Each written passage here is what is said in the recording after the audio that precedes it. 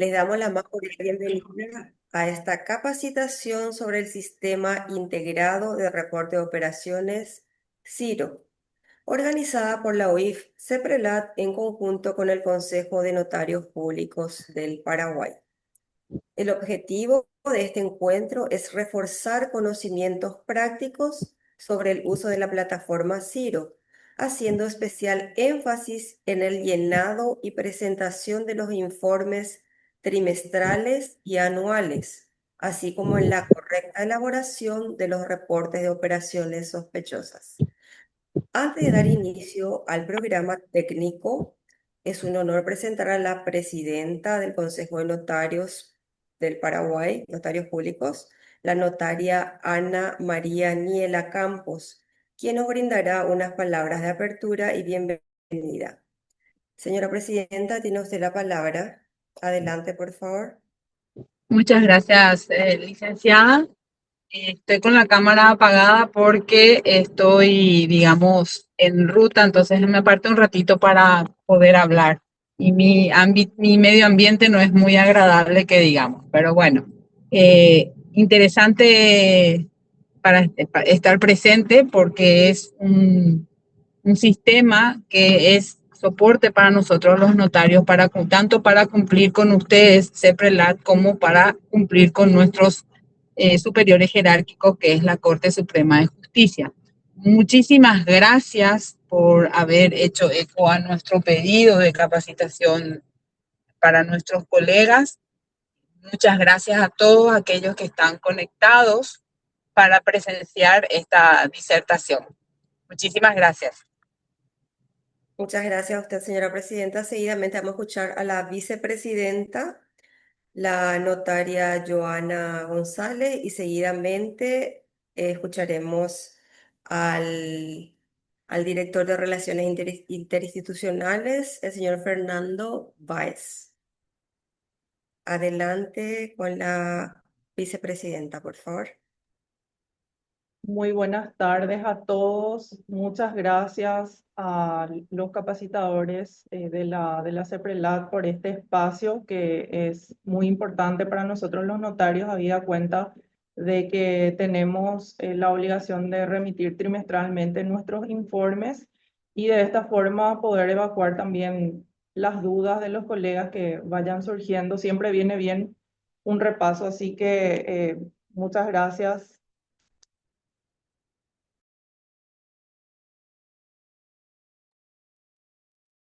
Muy buenas tardes, señores de la Secretaría de Prevención del Lavado de Activos y Dinero, CEPRELAT. Un placer, un gusto, el escribano Fernando Báez Artecona, al que se dirige a ustedes, secretario de Relaciones Institucionales del Consejo de Notarios Públicos del Paraguay. Con esta capacitación cumplimos de esta manera, ¿verdad?, lo que establece la resolución 325 del año 2013, que es el de estar al día, ¿verdad?, con esta formación continua, estar permanentemente repasando, como ya bien lo dijo nuestra presentadora, con temas ya prácticos que ya lo teníamos asimilados y otras que tenemos que volver a repasarlas, precisamente, ¿verdad?, en el marco de lo que es la participación. Algunos dicen tal vez pasiva, pero en realidad es una participación activa que tiene el notario, ¿verdad?, en el marco de la prevención del lavado de activos, en la que estamos nosotros, ¿verdad?, como sujetos obligados en ese sentido. Así que bueno, estamos a su completa disposición también de ustedes y principalmente, ¿verdad?, para los que están asistiendo, los colegas que asisten, poder estar atentos también a sus preguntas que, por supuesto, van a ser respondidas con este nivel de capacitadores que vamos a tener. Muchas gracias. Tu micrófono, Sergio.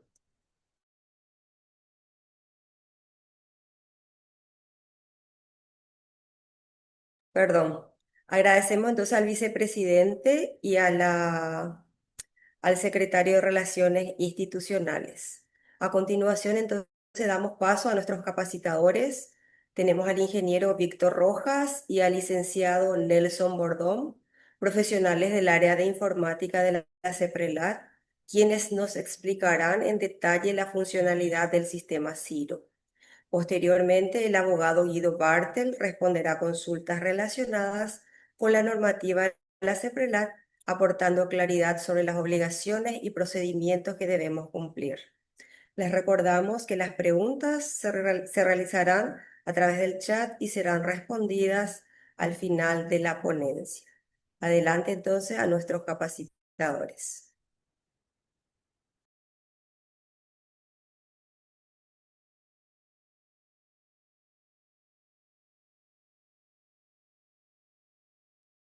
Bien, no sé si se escucha bien.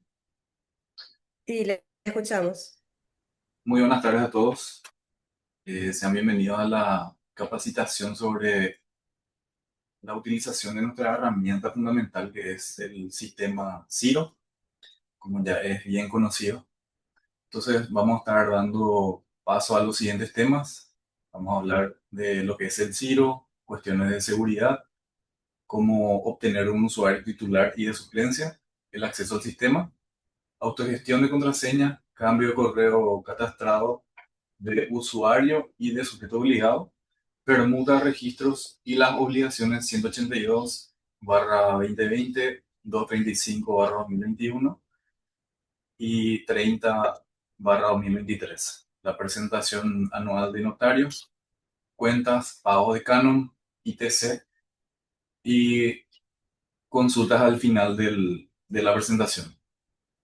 Bien, entonces, continuando, vemos lo que es el sistema Zero. Es un sistema informático web. El sistema Zero tiene como principal objetivo facilitar al sujeto obligado al cumplimiento de sus obligaciones en un entorno seguro. Desde el punto de vista de la seguridad, es una herramienta desde la cual se realiza el seguimiento y control del cumplimiento de obligaciones de los sujetos obligados. El sistema Zero se halla en constante crecimiento. El fortalecimiento, mantenimiento y soporte de las herramientas se realiza in-house o tenemos nuestro propio equipo de desarrollo por la Dirección General de Informática, Tecnología e Innovación de la CEPRELAD. Acá tenemos un pequeño icono de acceso que lo encontramos en la página web. Tenemos también una cuestión de seguridad que fue implementada, aparte del usuario y contraseña, que es lo más común. También tenemos la autenticación de doble factor. Esto consiste en dos etapas básicamente. La primera, la tradicional, que sería el usuario y contraseña, que es el usuario es asignado a una sola persona vinculada a una dirección de correo electrónico. Y en una segunda instancia es el envío de un PIN de autenticación. Para el ingreso se debe ingresar el PIN, que es... Perdón, Nelson, ¿vos estás proyectando? Sí, Porque no estoy viendo. un segundo.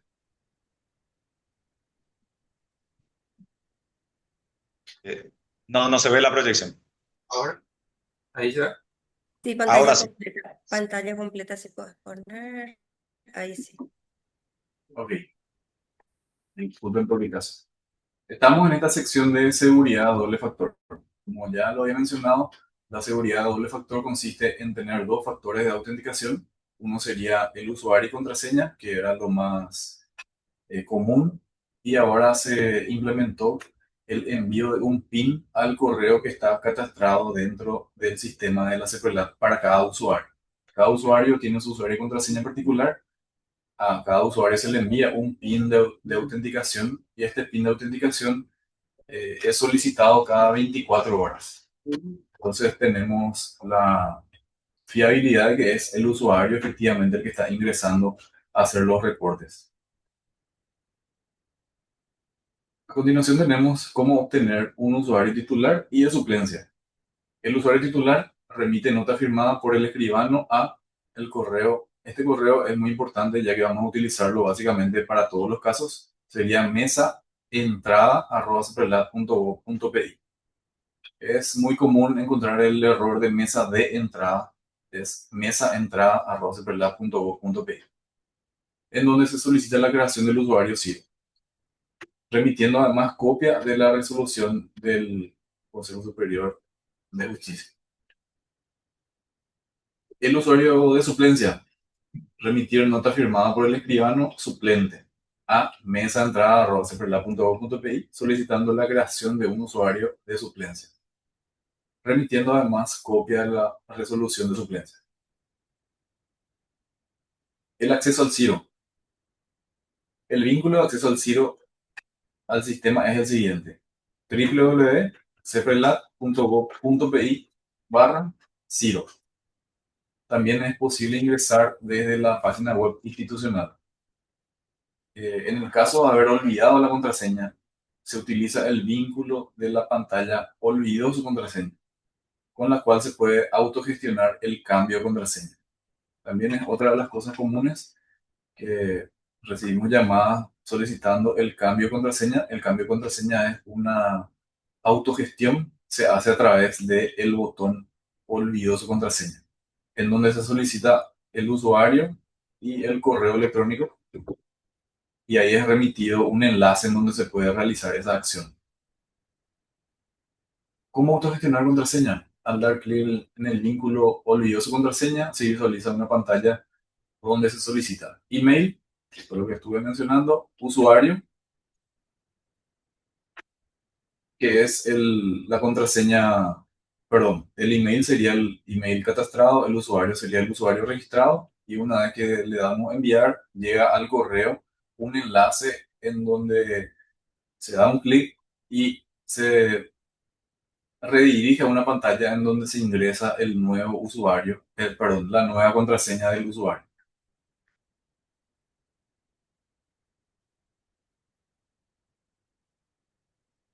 Tenemos el caso del cambio de correo catastrado del usuario y del sujeto obligado. Correo de usuario: remitir nota firmada por el escribano a mesaentrada@ceprelat.gov.pi solicitando el cambio de correo indicado al nuevo a catastrar. Este correo será utilizado para el acceso al sistema. Luego tenemos el correo del sujeto obligado: remitir nota firmada por el escribano a mesaentrada@ceprelat.gov.pi indicando el nuevo correo. Este correo no se utiliza para el acceso al sistema, pero sí para recibir notificaciones y para el proceso de baja del sistema Ciro. Observación: para ambos casos puede utilizarse el mismo correo, pero es recomendable que sean diferentes. Tenemos el caso de la permuta de registros. Cuando se produce una permuta de registro, ambos deben remitir una nota a mesaentrada@ceprelat.gov.pi informando la permuta. Debe ir acompañada de una copia de la resolución de permuta. Ahora vamos a hablar sobre las obligaciones. El sistema Ciro permite actualmente cumplir las siguientes obligaciones desde esta herramienta. El RO sería el reporte de operaciones periódicas de la resolución 182/2020. El ROS, que es el reporte de operaciones sospechosas. Presentación anual, cuentas de pago de canon y ITC, que sería la información transaccional complementaria. Vemos un poco lo que es el RO. ¿Qué es el RO? El RO es el envío periódico de reporte de operaciones realizadas por el sujeto obligado. El sujeto obligado debe enviar las operaciones realizadas en un periodo trimestral. Periodo de envío: 1 al 10 del mes siguiente al trimestre vencido. Ejemplo: 1 al 10 de abril del 2026, correspondientes al periodo de enero, febrero y marzo del 2026. Bien, aquí ya tenemos, anteriormente estuvimos viendo cómo acceder al sistema, luego vimos cómo recuperar la contraseña. Ahora ya suponemos que el usuario ya ingresó efectivamente con su usuario y contraseña y la autenticación del doble factor. Entonces, una vez que ya ingresamos, esta es la primera pantalla que observamos dentro del sistema. Tenemos a la izquierda, que está señalado en rojo, el panel principal, que es la primera ventana que observamos. Y luego también tenemos una pantalla principal, por así decirlo, que es el panel de operaciones RO, que es lo primero que visualizamos. Y acá tenemos el botón que es para presentar el formulario de reporte de operaciones. Bien, entonces, una vez visualizada la pantalla de inicio, le damos un clic al botón presentar el formulario y vemos la siguiente pantalla a continuación. Este sería entonces el reporte de operaciones y los pasos a seguir. En primer lugar, debemos seleccionar la obligación. Tenemos una lista el sistema está preparado para varios tipos de obligaciones y para este caso sería de escribanos. Tenemos dos acciones, una que sería con movimientos sí y con movimientos no. Vamos al caso 2 primero, que sería el caso de que no hayan movimientos. Entonces, en ese caso, se selecciona la obligación en primer lugar, en segundo lugar se presiona si hubo o no movimiento, en este caso le damos que no, y le damos al botón siguiente. Una vez que le damos al botón siguiente, ya se presenta sin movimiento ese trimestre. Ahora vamos al caso de que sí exista movimiento, que sería el caso en que presionamos con movimientos sí. Al darle sí, se despliega este formulario en donde tenemos estos campos que son requeridos. Los campos requeridos son aquellos que están en asterisco marcado y donde seleccionamos el tipo de operación, la fecha de operación, estado de la escritura, monto, folio, observación, si hubiera observación, el tipo de protocolo, el número de escritura y la moneda de la transacción. Entonces, esto sería la carga de ese movimiento. Y aquí nos muestra nuevamente lo que ya estuve mencionando, que son todos los ítems que son requeridos. En este caso, el número 10 es el que no es requerido. Y una vez que vamos cargando, ya aparece en una tabla en la parte inferior todo lo que se va cargando.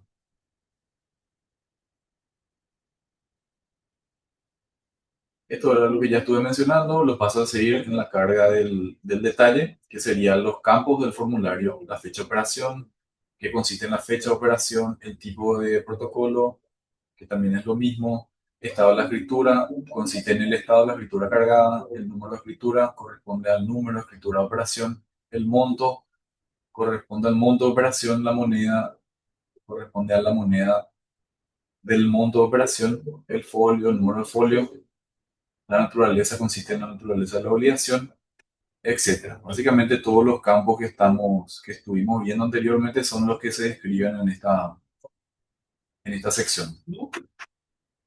Bien, tenemos, luego de cargar el asiento, de realizar el asiento, tenemos esta pantalla en donde va mostrando todas las cargas que se van realizando. Y acá tenemos unas opciones que son la de eliminar la operación. También tenemos el botón de editar, podemos volver atrás o podemos darle siguiente. Esta sería ya la última opción. En el momento en que ya se va a presentar todo lo que corresponde al trimestre, es que presionamos este botón de siguiente. En todo ese tiempo, en todo ese periodo en el que se debe presentar, esto queda abierto, por así decirlo. O sea que se pueden ir cargando más operaciones.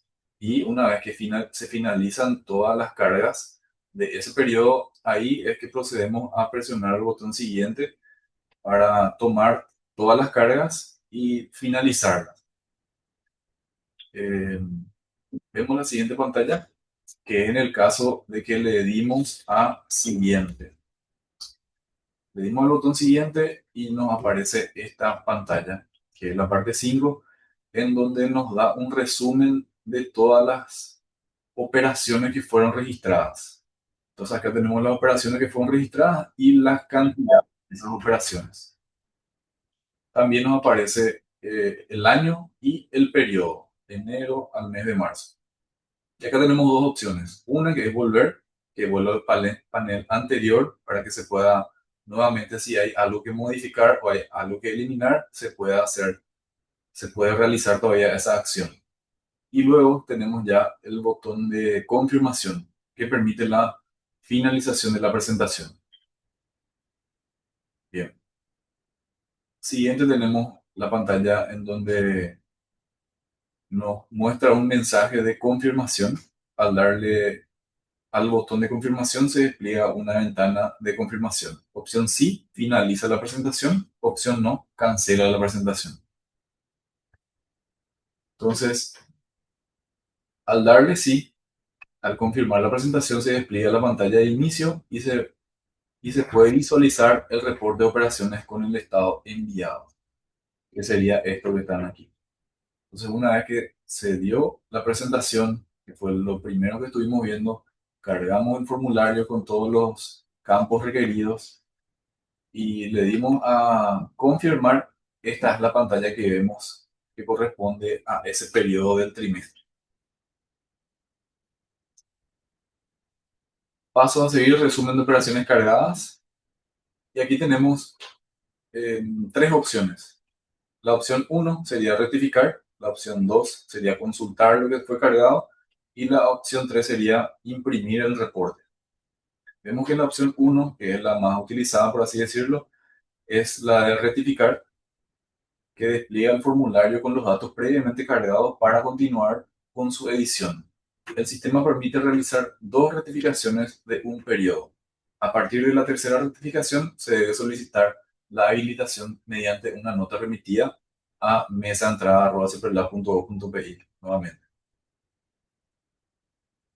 Por último, tenemos las tres acciones. Al darle al botón de rectificar, esta es la pantalla que vamos a visualizar, en donde nos dice motivo de la rectificación. Debemos colocar un motivo, darle siguiente, y ahí ya se puede volver a editar las operaciones que fueron cargadas anteriormente. El botón de consultar vendría a ser esta la pantalla que visualizamos, en donde tenemos un resumen de todas las operaciones que fueron cargadas. Y luego tenemos en el punto 3, que sería la de imprimir, vemos que se genera un comprobante con todos los datos correspondientes al trimestre y el detalle de las operaciones que fueron cargadas. A continuación, le dejo con el ingeniero Víctor, él le va a estar explicando lo que consiste el ROS. Bueno, el ROS, que es el reporte de operaciones sospechosas, entonces tenemos dos resoluciones mediante las cuales fueron habilitadas las cargas de esto a través del sistema Zero. Para los ROS negativos, tenemos la resolución 235 del 2021. A partir de esa fecha, entonces, se tiene que presentar el ROS negativo a través del CID. Lo mismo para los ROS positivos. Tenemos la resolución número 30 del 2023 que habilita la presentación del ROS positivo a través del sistema CID. Entonces, ¿qué es el ROS? Es una de las obligaciones más importantes es el reporte de operaciones sospechosas. Entonces, el ROS puede ser enviado en cualquier momento del día, cualquier hora, entonces para cumplir con esa obligación. Cuando no se cuenta con un ROS en un periodo, en un trimestre, entonces se debe remitir el ROS negativo que indica que no se presentó ninguna operación sospechosa o no se informó ninguna operación sospechosa en el trimestre. Entonces, ¿cómo presento un ROS? Nuevamente tenemos en la pantalla principal, tenemos en el menú reporte de operación sospechosa, tenemos el submenú ROS inicial negativo. A través de este menú vemos la siguiente pantalla, que es el lugar donde vamos a poder generar o presentar una nueva declaración. Entonces, en el botón nueva declaración le damos clic y ese botón nos va a desplegar lo siguiente. El primer paso es determinar entonces si es un ROS positivo o negativo. Si yo elijo ROS negativo, ya directamente al darle siguiente se va a presentar como que no hubo movimientos, como no hubo ROS. Ahora, el segundo caso es que yo sí quiera presentar un ROS.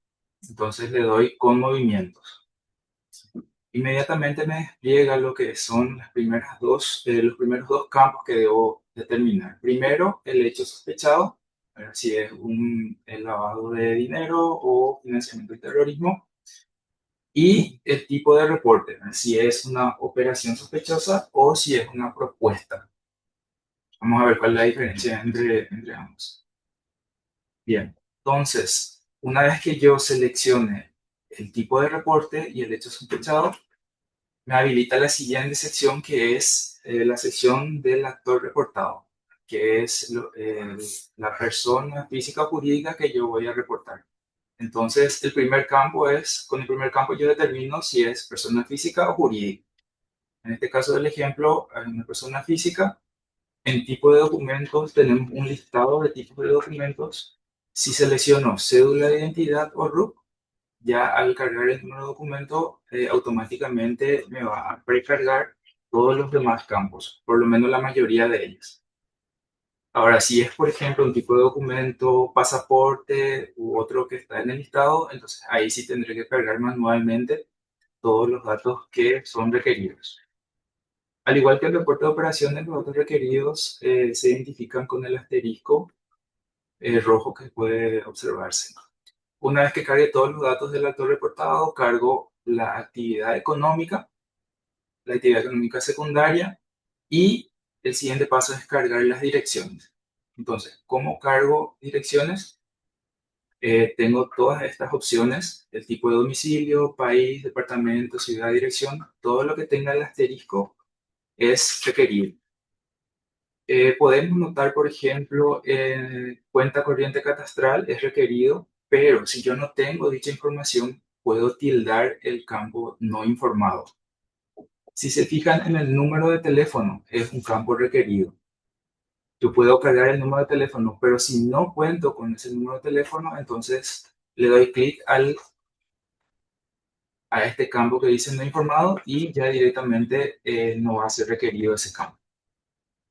Bien. Una vez que yo cargue todos los datos de direcciones, le doy a agregar y me lista en un listado que está debajo de esta sección. Yo puedo cargar una o todas las direcciones o varias direcciones del actor reportado. Puede ser dirección particular, laboral, etc.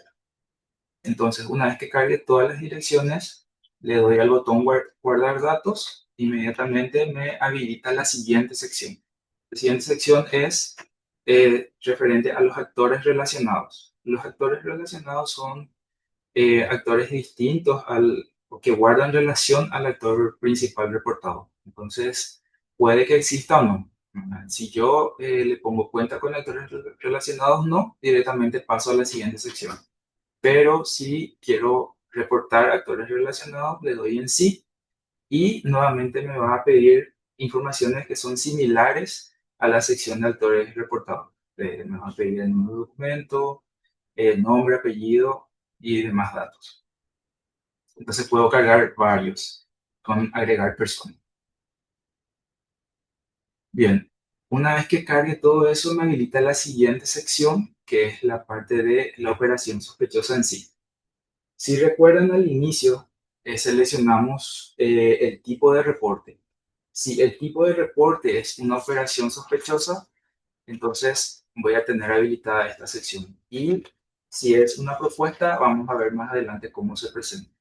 Entonces, la operación sospechosa, debemos seleccionar el instrumento, que si se fijan se van a listar los mismos instrumentos que se encuentran en el reporte de operaciones.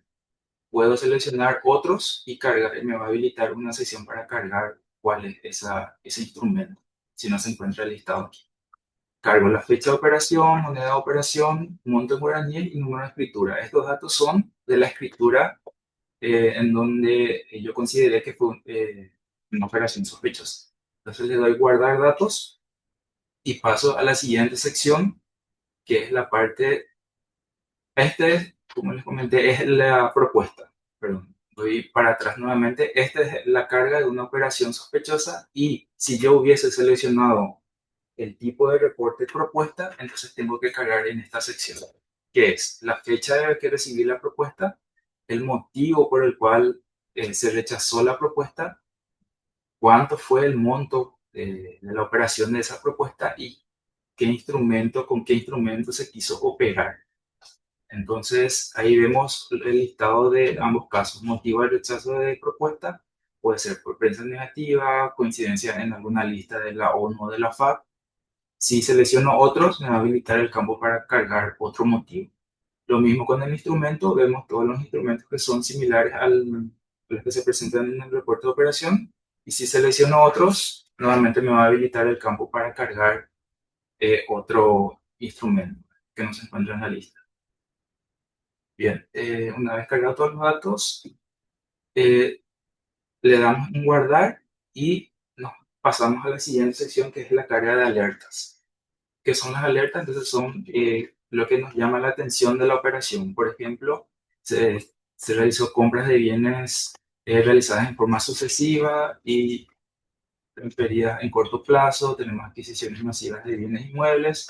Entonces yo puedo seleccionar uno o varios. Puedo cargar, seleccionar otro y nuevamente me va a habilitar la sección para cargar la descripción de ese otro, de esa otra alerta. Entonces, una vez que seleccione una o varias alertas, le doy guardar datos y paso a la siguiente sección, que es la narrativa. Entonces, en la narrativa yo tengo que escribir tratando de responder las siguientes preguntas, ¿verdad? ¿Qué, cuánto, cómo, dónde, quiénes y por qué? Entonces, hago una redacción de por qué estoy reportando, qué estoy reportando, ¿verdad? Quiénes son los involucrados, por qué. Entonces, dar un resumen concreto de no menos de 250 caracteres, que es lo que nos dice que es la cantidad mínima de caracteres que debo utilizar en la narrativa. También se tiene una sección donde se pueden adjuntar documentos respaldatorios, ¿verdad? Para que nos ayude a eh, confirmar o pueda adjuntar en cualquier formato ese archivo.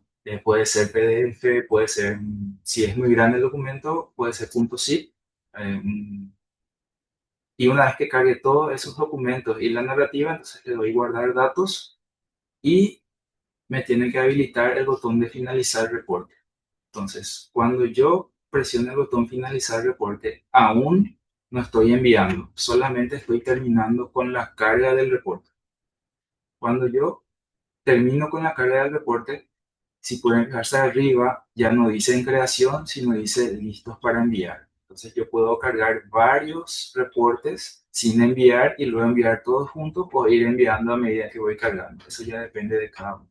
Entonces, para enviar, tengo que seleccionar el del listado, el ROS que quiero enviar y le doy al botón de enviar seleccionados. Entonces, en ese punto es el momento en donde definitivamente el ROS fue enviado.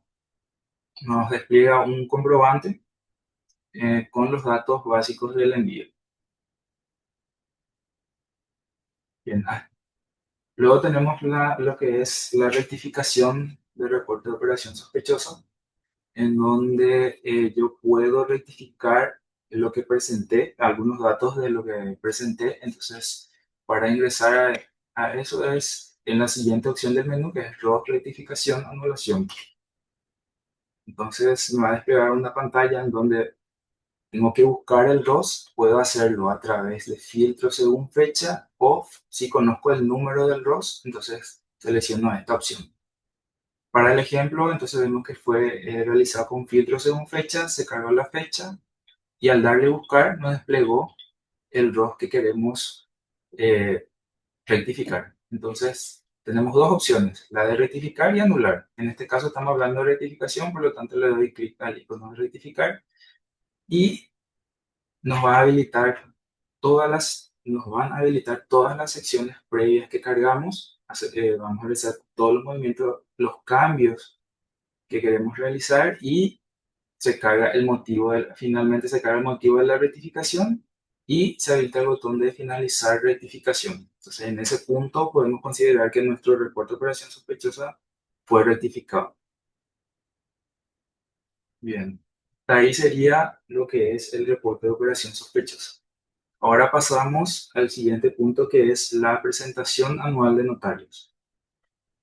Bien, tiene un acceso similar a lo que es el reporte de operaciones. Vamos al panel principal.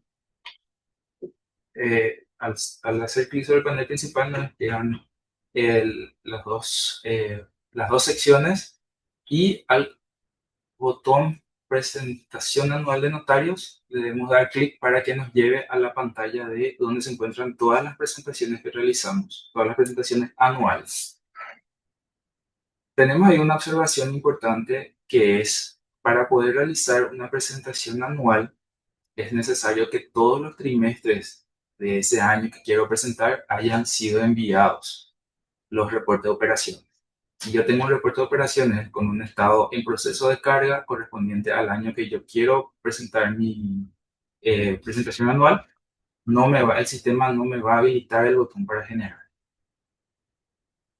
Entonces, una vez que le dé clic a la presentación anual de notarios, me despliega este formulario en donde tengo el botón de generar informe.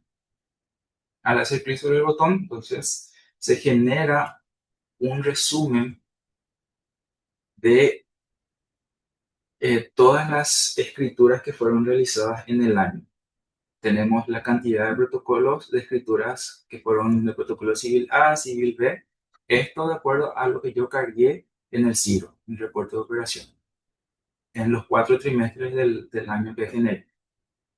En este punto lo que es importante recalcar es que si yo veo en el estado generado, que es el primer estado, esto me está diciendo que está en proceso de carga, es decir, todavía no fue enviado a la CEPRELAT, todavía no se considera un informe enviado.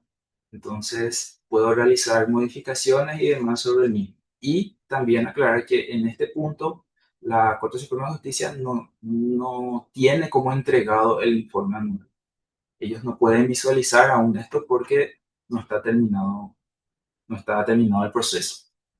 Entonces, cuando yo genero, el primer paso es, me habilita el botón acciones, el botón de modificar.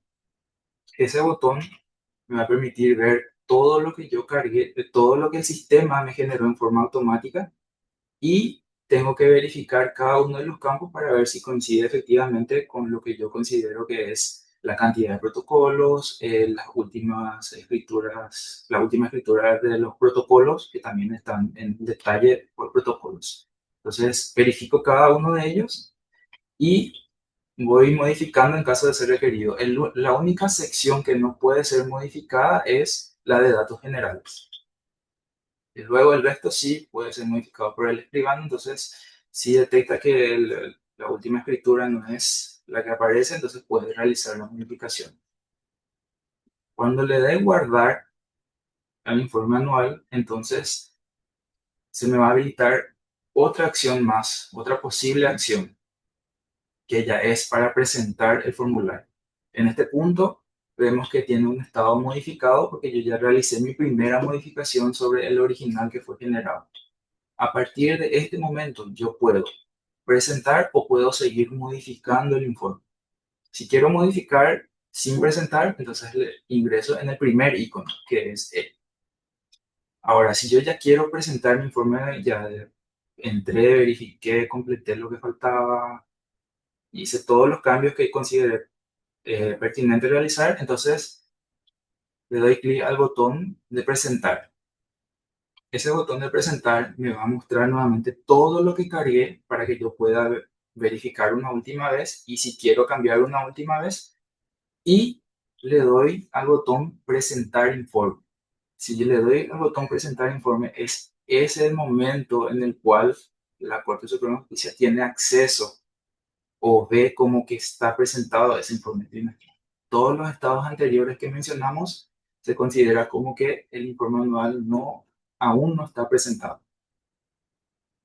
Entonces, como yo sé que ya está presentado, entonces en el estado me va a decir que está presentado y entre paréntesis enviado.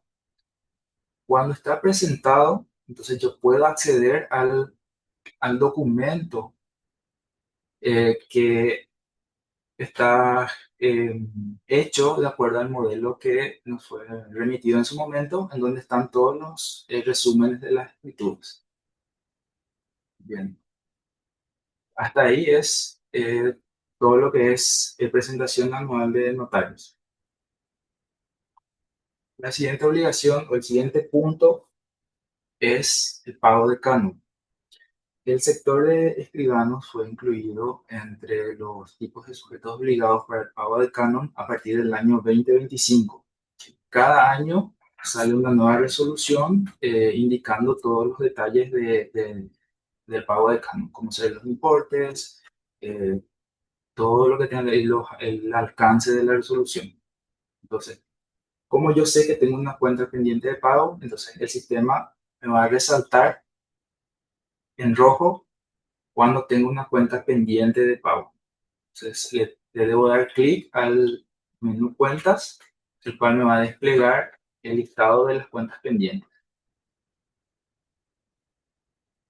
El primer estado que veo es el generado, que significa que esta cuenta, este pago de Canon, está generado y yo tengo que realizar el pago.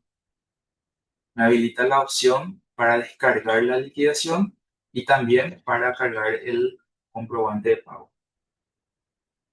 La opción de descargar liquidación me va a mostrar un documento con el resumen de los datos de importes, los datos básicos del sujeto obligado y la entidad o los datos donde yo debo realizar eh, el pago, ¿verdad?, del cambio. Puede ser por transferencia o depósito en ventanilla, lo que está habilitado actualmente. La otra opción, voy para atrás, que es la adjuntar ver comprobantes de pago, ya es para cargar una vez que yo haya realizado la operación de pago. Tengo que ingresar en esa opción y cargar aquí el comprobante, ya sea el comprobante de transferencia o la boleta de depósito. Para ello debo elegir el botón elegir archivo, elijo el formato PDF, tiene que ser PDF el documento que debo adjuntar y le doy cargar. Una vez que el documento se encuentre listado en esta sección 3 que vemos aquí, le damos al botón guardar. Al momento que yo le dé guardar, vemos que la cuenta ya pasa a un estado diferente, que es procesado. Este estado indica lo siguiente, que yo cargué mi comprobante y que el departamento de tesorería tiene que verificar eso que yo cargué. Se hace la verificación y ahí se presentan dos posibles situaciones. La primera es que todo esté correcto, entonces el departamento de tesorería dice, ok, está correcto y finaliza el estado de la cuenta. Y la otra opción es que se haya encontrado un inconveniente con el proceso de pago. Lo que suele pasar mucho es, por ejemplo, que se carga un documento PDF distinto al comprobante de pago por un error involuntario, ¿verdad? También puede ser que el importe o muchas veces se carga otro comprobante de depósito que correspondía a otra operación. Entonces, todo eso puede surgir. Entonces, el departamento de tesorería les va a devolver y vemos si está eso aquí. Acá este es el estado finalizado. Entonces, va a tener el estado devuelto y van a poder, le va a habilitar nuevamente la opción para juntar un comprobante, el comprobante correcto y volver a enviar. Ese proceso de ida y vuelta puede suceder una vez, como así también varias veces, dependiendo de cuánto tiempo lleve corregir esta situación, todas las situaciones que se presenten.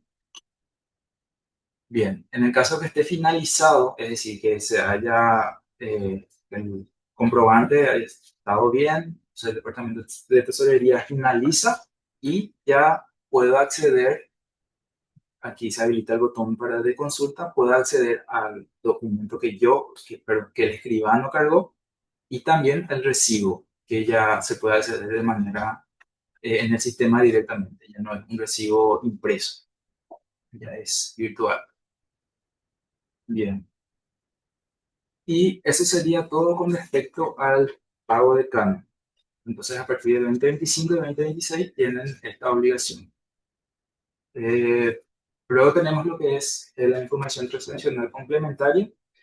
En este punto, es nada más, de manera general, mencionamos que cuentan con esta opción de información transaccional complementaria que consiste en cuando la CEPRELAT le solicita informaciones adicionales sobre transacciones para que puedan aportar datos más detallados, ¿verdad?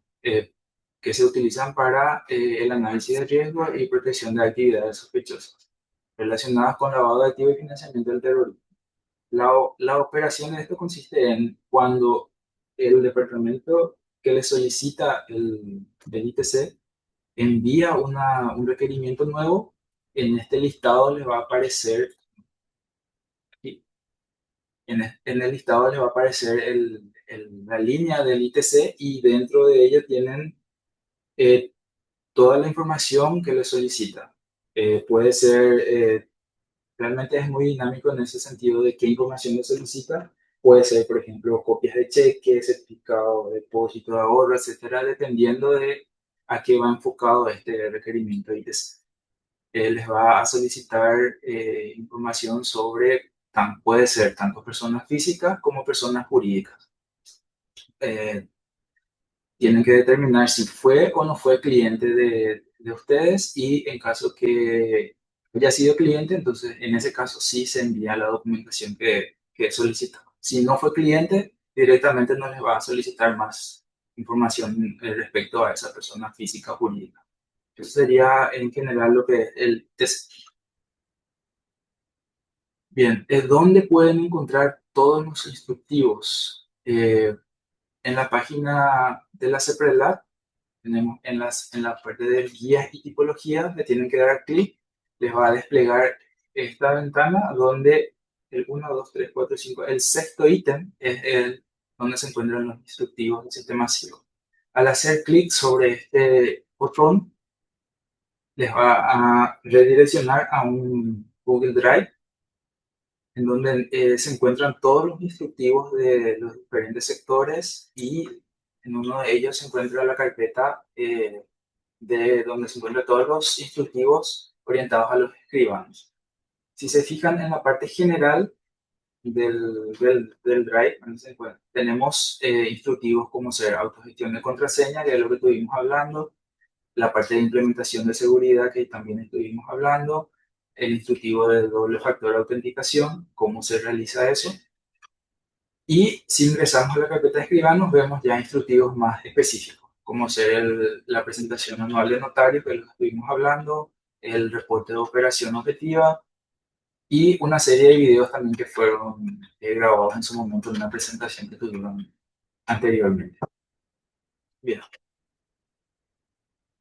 Esta es la sección de la nueva sección por Andu, para que está habilitada para realizar cualquier tipo de consultas eh, desde nuestra página. O sea, acceden a la página principal de la CEPRELAT. Voy a ir para atrás un ratito. Y si se fijan, aquí tenemos, si le doy clic sobre esta imagen, me va a llevar a lo que es, ¿no?, al sistema de Ecorando, donde tengo que identificar el número de documento de la persona que está realizando la consulta, el correo al cual quiero que me respondan la consulta, el motivo y si soy o no sujeto obligado y cuál es la consulta que tengo, que quiero realizar. Esta consulta es remitida a nuestro departamento y dependiendo de cuál es la consulta, se redirecciona al departamento correspondiente para que colabore con la respuesta y eso se le remita nuevamente al correo que declararon en esta sección. Bueno, hasta ahí sería la presentación. Muchas gracias al equipo capacitador. Hay algunas preguntas. Justamente la primera pregunta, no sé si ustedes lo pueden visualizar, Víctor y compañía. Pregunta justamente la vicepresidenta. ¿Habría posibilidad que el apartado donde se despliegan los datos ingresados que sea ordenado de manera por protocolo, sección, división y número?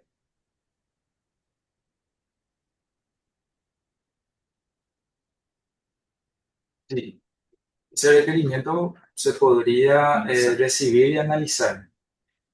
Con respecto al ordenamiento por número, es una situación que ya estuvimos anteriormente y es que en el número generalmente está abierto a cargar tanto números como letras. Entonces el ordenamiento por número se torna un poco complicado.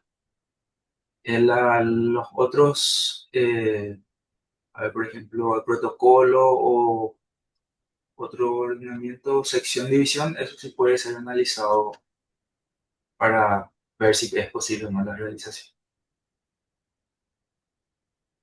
También preguntan para la carga de datos cuando es un poder y solo se presenta ante el notario una sola persona. ¿Solo esos datos se debe cargar? Creo que es tu pregunta, Joana. Si querés, podés hablar también para que los computadores tengan una En panorama más realidad, claro. disculpa, licenciada, en realidad la pregunta es mía. Yo soy la escribana Ana María Niela. Ambas preguntas fueron mías. Bueno. Eh, con relación a los poderes, cuando tenemos otorgamiento de poder ante nosotros, normalmente solamente viene el poder dante, nunca o mayoritariamente el apoderado no viene a la notaría a suscribir la escritura pública.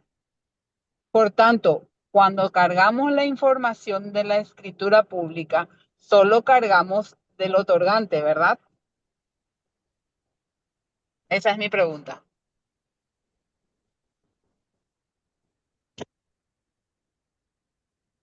Sí, buenas No sé. tardes, escribana, ¿cómo estás? Te saluda el abogado Guido Bartel. Entiendo la pregunta, es una pregunta muy pertinente, muy interesante también desde el punto de vista de prevención y las medidas, los procedimientos a aplicarse. En este caso, yo considero que lo que el escribano puede realizar es en el apartado, como bien lo comentó el compañero Nelson, en el apartado de observaciones o incluso intervinientes, podrían incluirse los datos de ambas personas, ¿verdad? Porque obviamente la persona que viene como vos bien lo señalaste en tu temática, en tu hipótesis, va a proporcionar necesariamente los datos de la otra persona. Entonces yo considero que ahí se puede, en el apartado de observaciones o de intervinientes, cuando hay un caso de un poder, eh, precisar los demás datos, ¿verdad? Bien, en algunos casos tenemos el número de cédula dependiendo mucho del otorgamiento que se realice, pero específicamente, si bien tenemos dónde obtener información, la consulta es un poder para trámites judiciales y directamente a vos, doctor, un poder para trámites judiciales y administrativos donde solamente nos suelen proveer el número de matrícula de la Corte Suprema de Justicia es necesario para la prevención del lavado cuando yo, notario público, tengo que hacer mis debidas diligencias sobre la persona que se presenta en mi notaría. Bueno, Cargue o incaute.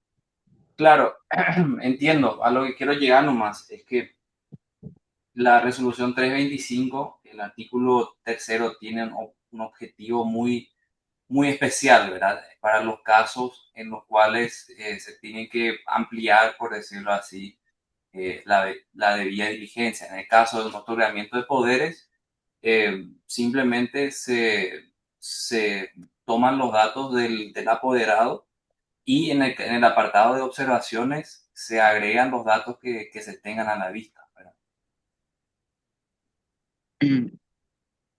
Como vos bien lo señalás, a veces puede ser solo la matrícula del abogado en este caso o algo parecido. Y a los efectos de informe de usted, ¿es relevante lo del apoderado? Cuando simplemente va a recibir específicamente un abogado. Claro, o sea, eso depende mucho de la casuística, doctora, porque al final de cuentas, como bien lo señalaron ya los compañeros, los reportes de operaciones, en este caso, porque estamos en la hipótesis de un reporte de operaciones, lo que se tiene a la vista son esos datos. En todo caso, en el marco de una investigación de la institución, de la Dirección de Análisis, este tipo de datos o de informaciones se podría utilizar como un indicio que conectado a informaciones recibidas en marco de los informes recibidos de otros sujetos obligados, se puede conectar y a partir de ahí se puede construir eventualmente una hipótesis de caso, ¿verdad? Pero es una pregunta muy válida, pero realmente la respuesta es eso, ¿verdad? O sea, depende mucho de cada caso y no hay como que una respuesta universal.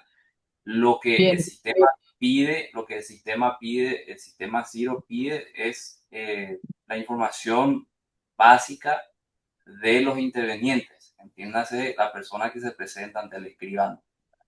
bueno, porque justamente los intervinientes y el apoderado no es interviniente en el acto, por eso justamente recién una vez que toma, porque la aceptación del mandato, por decirlo, puede ser al recibir el documento recién, porque puede que nunca reciba el documento, por ende no está obligado a cumplir con el mandato que le fuera otorgado, ¿verdad? Por eso justamente la pregunta, ¿es necesario y obligatorio que yo ponga esa información? O si yo pongo como campo de observaciones, es solamente eventual. O sea, ¿debería poner en el campo de observaciones o debería poner en el campo de donde están la información específica de cada uno de los intervinientes cuando se detallan a las personas?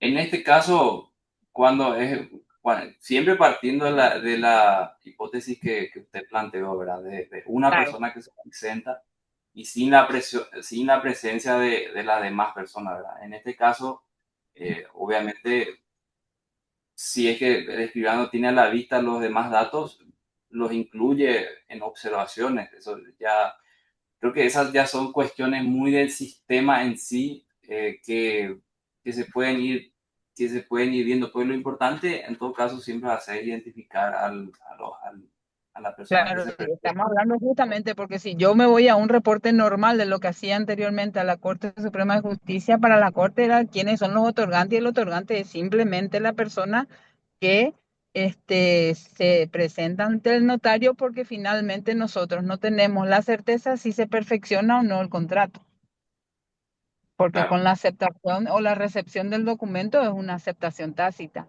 y el notario es ajeno a esa situación. claro. Por esa es la duda, ¿pongo o no pongo los datos yo de la persona si yo no sé si esto se va a perfeccionar o no más adelante con la recepción del documento? Claro, eso es una pregunta muy válida y pasa que yo tampoco no puedo o no podemos nosotros dar una respuesta aplicable a todos los casos, porque depende No, muchísimo no, de no, pero cómo se no, presente. En este caso, justamente es más el bien la ciudadano, pregunta era, y perdón, lo, yo creo que no estoy escuchando entrecortado, me parece. No sé si ustedes me escuchan bien. sí, sí, te escuchamos, te escuchamos. Ok. No, la pregunta simplemente es a través de lo que sería el sistema Ciro o la información que necesita CEPRELAT, porque para mí como notaria es irrelevante el dato de la persona, del apoderado, porque yo no sé si se perfecciona o no el contrato. Por ese motivo, o sea, a mí me tiene que decir, ustedes, CEPRELAT y el sistema Ciro, sí es obligatorio, no es necesario o sí es necesario poner esa información dentro de este lugar o puede ponerlo simplemente en este lugar. Y si se pone, genial, si no se pone, no pasa nada. O sea, en esa casuística justamente, porque en los otros contratos, porque a ustedes como CEPRELAT les interesa 5 contratos básicamente: la compra-venta de los inmuebles, la compra-venta de muebles registrables, la constitución, modificación en realidad son 5 ítems nomás lo que tenemos, 4 son lo que a ustedes específicamente les interesa: la constitución, modificación de sociedades o personas jurídicas o asociaciones sin fines de lucro, y el otro es el tema de las actas de depósitos de dinero o valores tipo acciones, ¿verdad?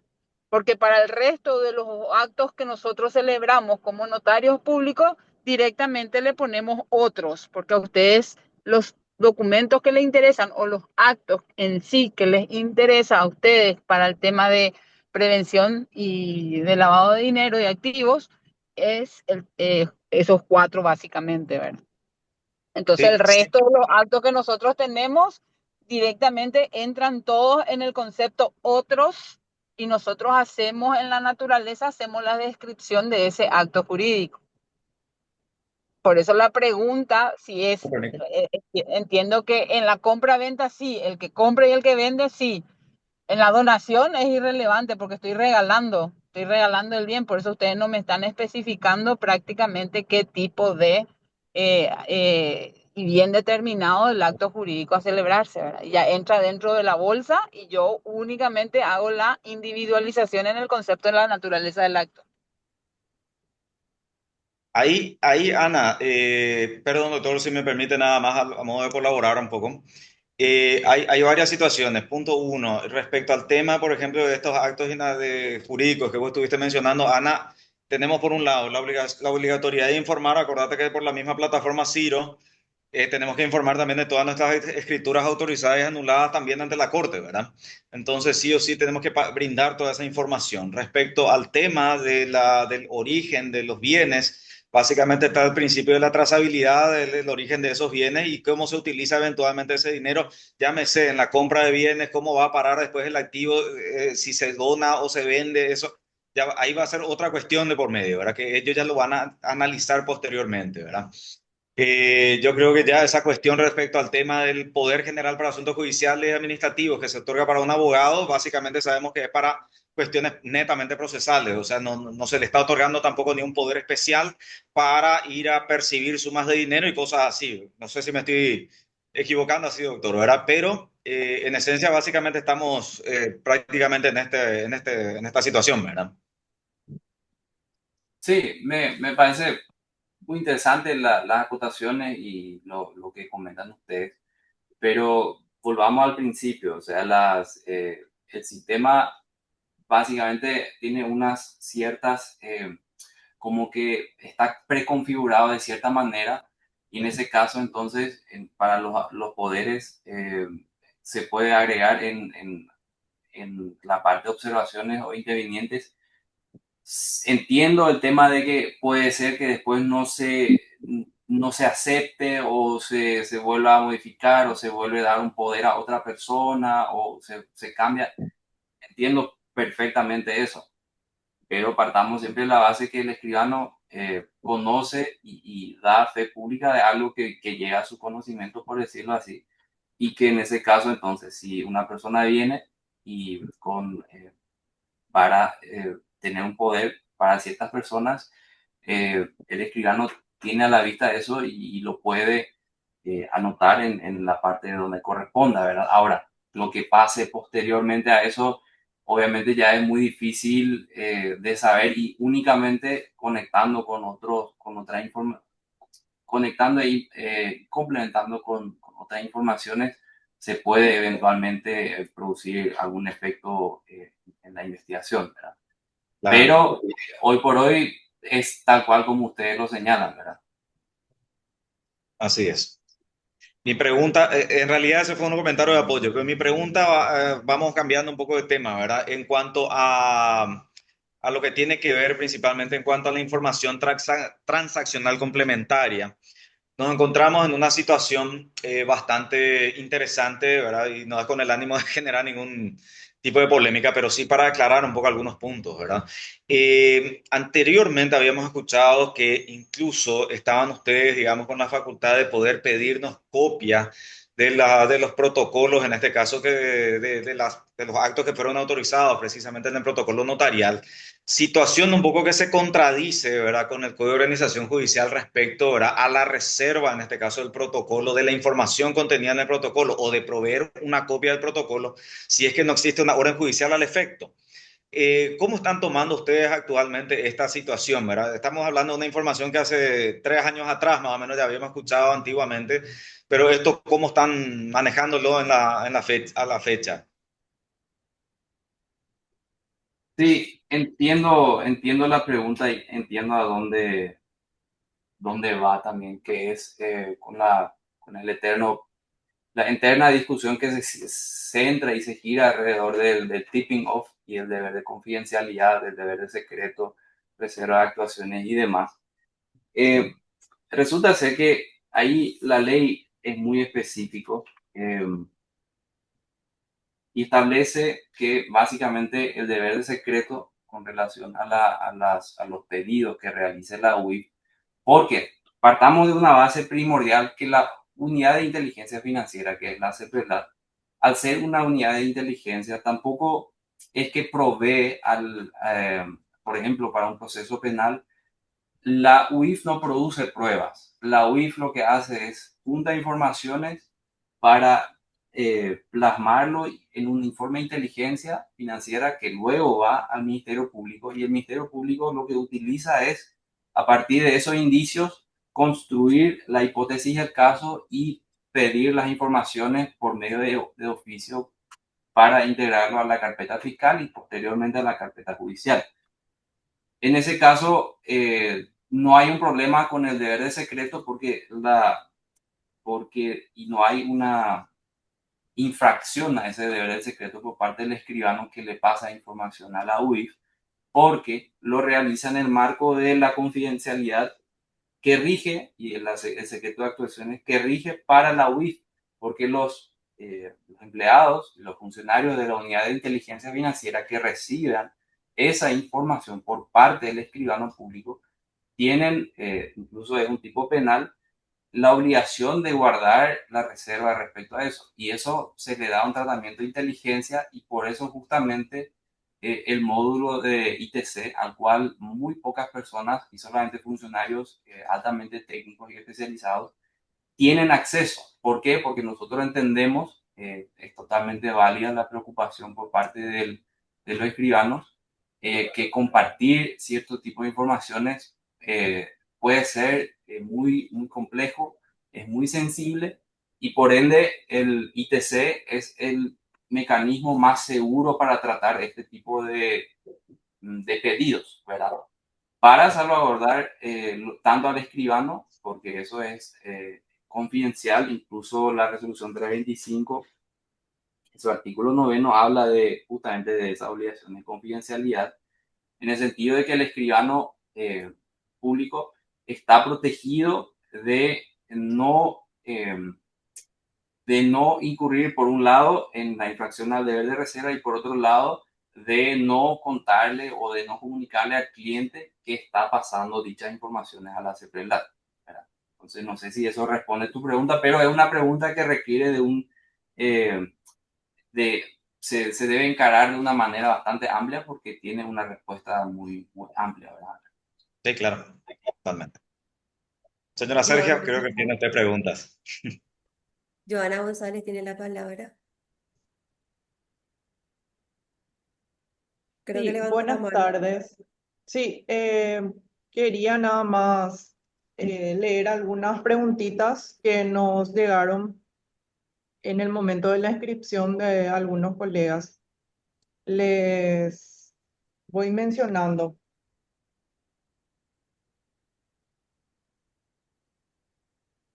Bueno, la primera pregunta dice, ¿por qué el programa no permite imprimir los informes enviados? O si hay alguna forma de imprimir los informes enviados. Si se pudiera solucionar ese tema y la clave de los notarios suplentes para enviar los informes vía electrónica también, si se puede solucionar. O sea, son dos preguntas en realidad, las que están acá. La primera es si hay forma de imprimir los informes trimestrales, pero no solo el resumen, sino que la lista de transacciones que se fue declarando. Y por otro lado, en cuanto a los notarios suplentes, también habla de una clave de notarios suplentes.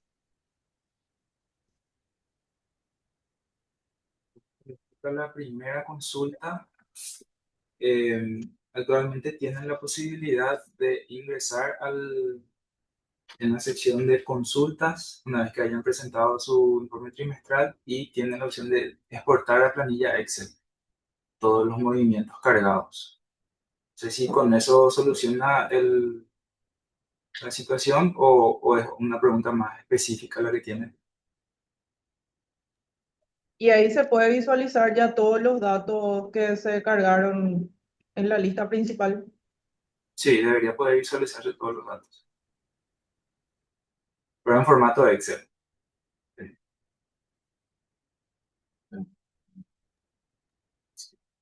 Gracias. Sí puede repetir la segunda pregunta, por favor.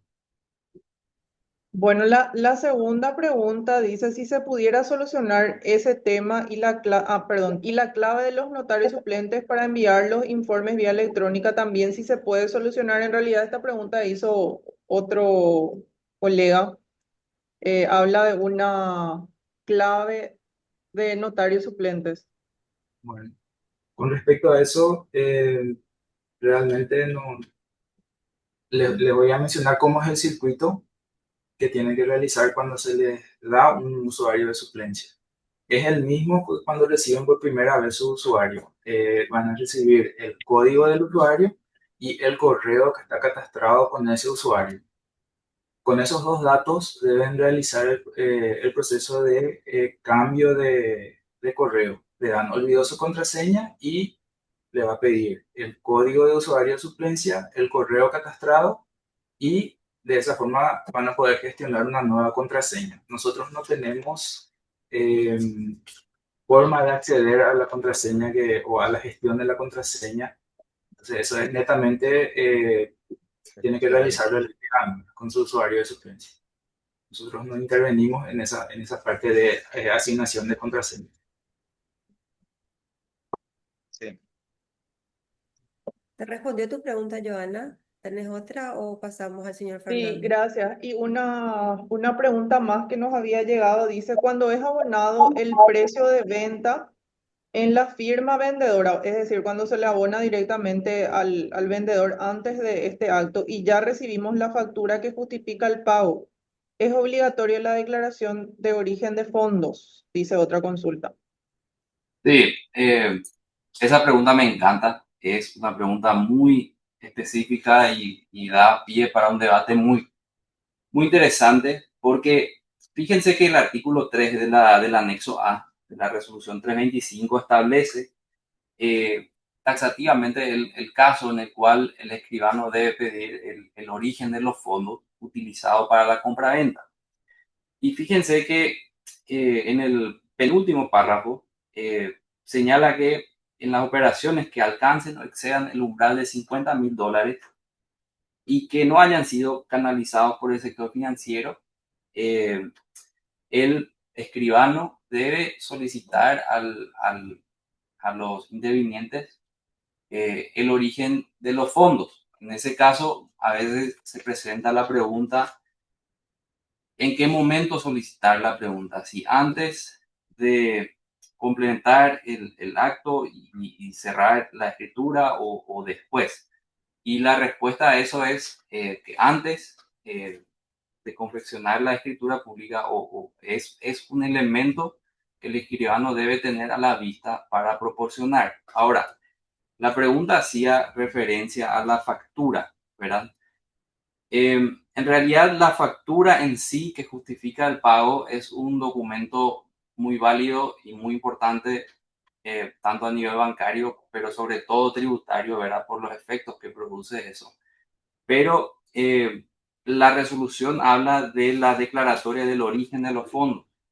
En ese sentido, una simple factura no cumple con esa función porque la factura simplemente señala que la persona le vendió algo, persona A le vendió algo a persona B y emitieron una factura.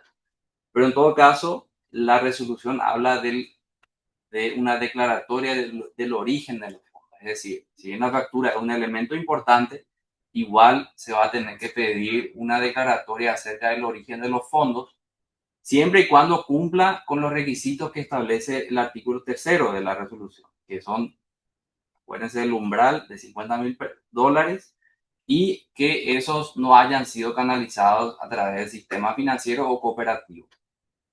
No sé si eso más o menos responde a la pregunta realizada. Sí, muchas Gracias. gracias. Sí, por transferencia bancaria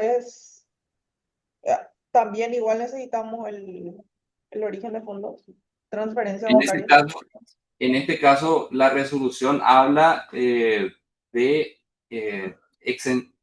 taxativamente dispone que quedando exentas de la presente obligación aquellas operaciones que hayan sido realizadas a través del sistema financiero. Ergo, se trata de operaciones en efectivo, en el cual se debe pedir la declaratoria del origen de los fondos. Joana, perdón, está contestada tus preguntas, El ¿verdad? doctor creo que tiene una... Sí. Sí, muchas gracias. Bueno, entonces tiene de vuelta la palabra el señor Fernando. Creo que tenés levantada la manito o es de hace rato. Ahí está, ahí está. No, el micrófono estaba buscando. Bueno, hay una pregunta, doctor, en la parte de preguntas y respuestas para la colega Blanca Osuna. Al informar un trimestre sin movimiento, no se presenta reporte de operaciones. Entonces, si podrían aclarar entonces si en caso de que el escribano no tenga operaciones que reportar, igualmente tendría que informarlo. Para ustedes, FELAC, ¿cómo quedarían?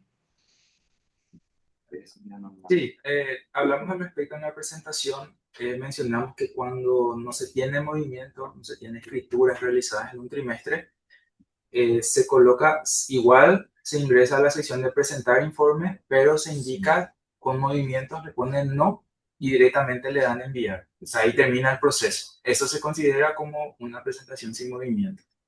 Correcto. Y de paso también, como también debemos reportar e informar a la Corte, también debemos proceder de esta manera, como bien lo indicó el ingeniero. Muchas gracias.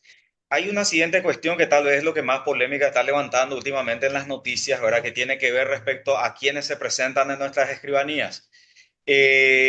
Por supuesto, da el tema hablar de los PEPs o personas políticamente expuestas. Sabemos que podemos tratar, digamos, en otra charla, ¿verdad? Porque el tiempo también se nos está yendo muy rápido, ¿verdad?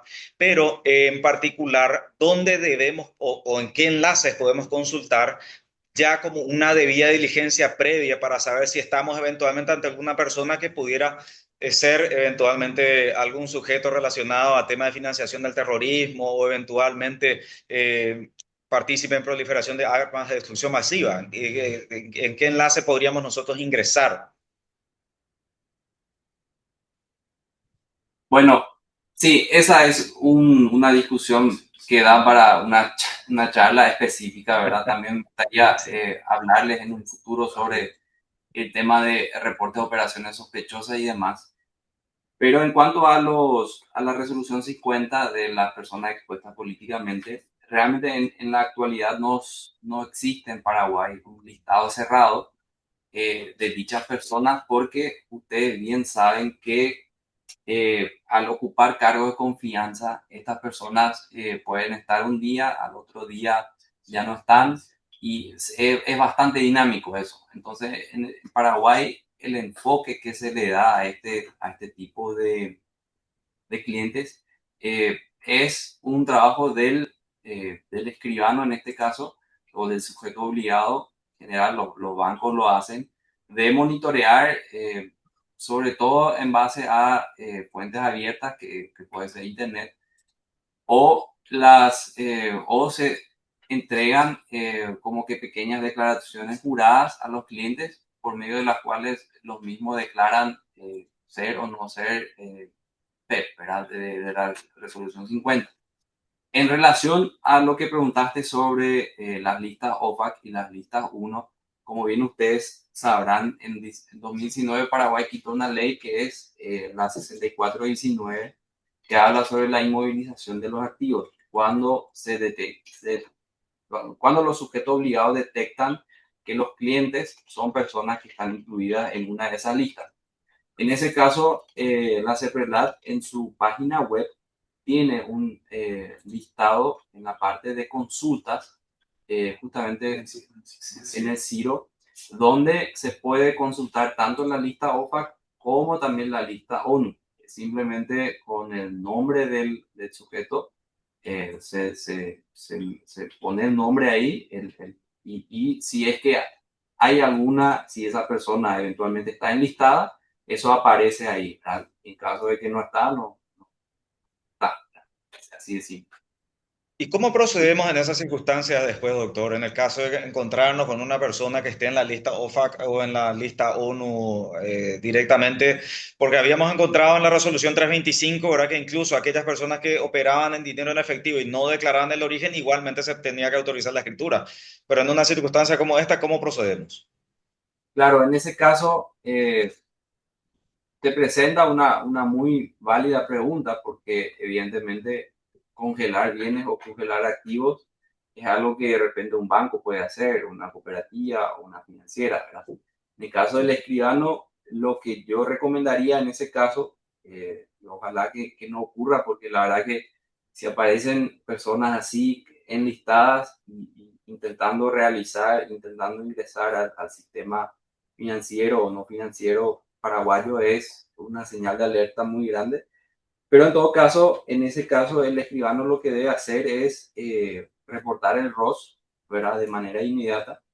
Y asimismo sugeriría, en aspectos prácticos, llamar a la CEPRELAD y pedir hablar con la Dirección General de Análisis, porque esta es una situación muy casuística, ¿verdad?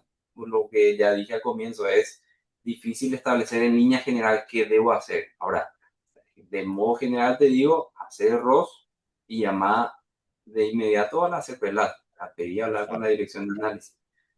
Pero Excelente. después sí, ya depende mucho caso por caso qué se va a hacer, cómo se puede hacer, qué operación es, qué montos están involucrados, quiénes son los intervinientes, qué zona geográfica estamos hablando y todo, porque se pone hay todo un andamiaje sistemático que involucra a varias instituciones y todo se tiene que coordinar y todo se puede solucionar en base a ese reporte y esa colaboración, lo que nosotros buscamos y estamos, en muchos casos, tenemos, no sobre listas OFAC, claro, pero en otros casos donde los escribanos colaboran de manera ejemplar, ¿verdad? Y son un sector, un insumo de inteligencia importantísimo, ¿verdad? Y varios de los Totalmente. casos grandes se pueden y se pudieron cerrar en el pasado gracias a la ayuda y la colaboración de los escribanos. Totalmente. Entonces, un poco de eso. Van surgiendo un poco estas preguntas, ¿verdad? Porque en las noticias habían precisamente salido, ¿verdad? Muchos casos de colegas en donde se les prácticamente a través de la prensa como que tipo se les acusó más o menos en participación de lavado de activos, pero en realidad era más bien por cuestiones de debida diligencia, ¿verdad? Que vuelvo a decir, no está todavía muy, y eso que estamos hablando de una resolución del año 2013 que se nos aplica, que es la 325, pero que todavía tenemos que seguir un poco profundizando más para mejorar esa práctica y de la debida diligencia en este sentido, doctor, ¿verdad? Porque tal vez con esta debida diligencia, como bien estaba insistiendo con estas preguntas de listados, entre otros, podamos precisamente cumplir, ¿verdad? En este tema, en esta participación, no es pasiva, sino que es activa en la prevención del lavado de activos. Así que creo que hacia ahí más o menos va un poco también la pregunta por esta inquietud que estamos teniendo todos también, ¿verdad? Sí, justamente por el tema OFAC y el tema ONU, porque se trata de cuestiones muy delicadas, muy sensibles, que afectarían el nivel, la imagen país de manera fulminante. Nosotros, o sea, la CEPRELAT justamente desarrolló el módulo de consultas en el sistema Ciro para integrar eso un poco y hacerlo de manera más amena para el sujeto obligado.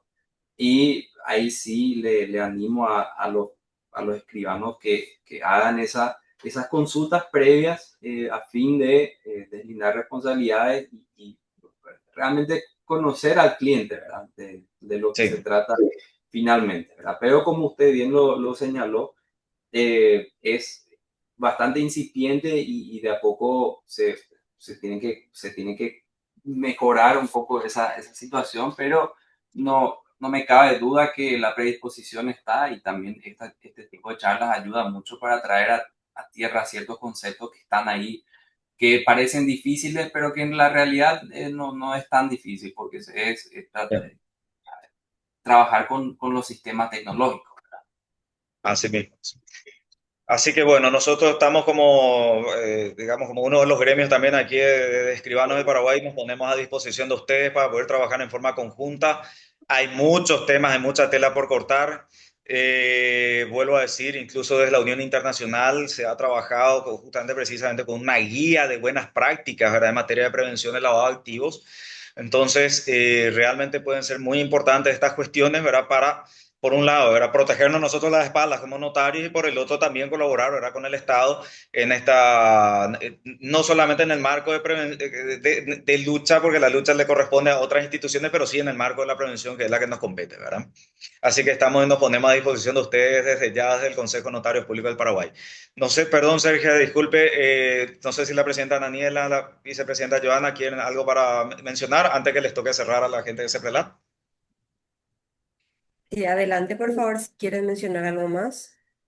Para aclarar nada más en relación a la pregunta de la impresión del reporte, eh, habían mencionado que se pueden exportar en Excel y de ahí imprimir. Eso sería recién una vez que se envíe el reporte correspondiente, ¿verdad? No, no hay forma de, mientras se carga eso, digamos, imprimir y controlar si está todo ok para después enviar.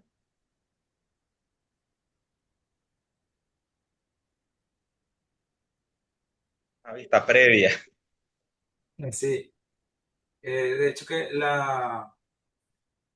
el Excel sí tiene habilitado cuando se ingresa a la opción de modificar para exportar a Excel. Ahora, si por ahí se fijan y se dan cuenta que hay uno o dos campos que no se están imprimiendo además, entonces sí pueden remitirnos por medio del Leporandú, indicando que no pueden visualizar cierta información, entonces estaremos verificando eso y agregando si es necesario.